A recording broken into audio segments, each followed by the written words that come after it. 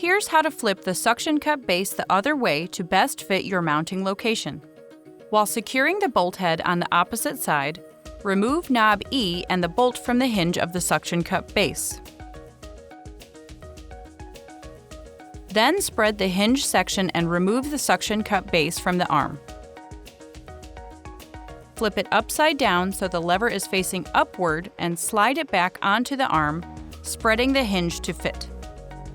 Next, slide the bolt into the hinge. While holding the bolt head, add knob E and tighten until secure. Congratulations! You have successfully flipped the suction cup base to fit your windshield.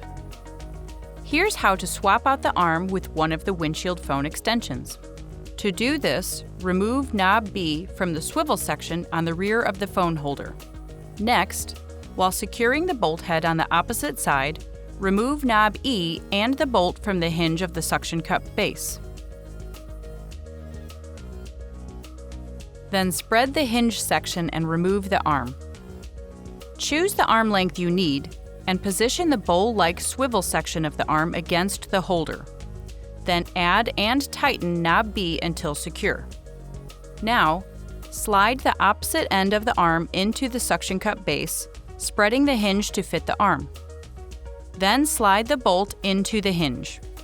While holding the bolt head, add knob E and tighten until secure.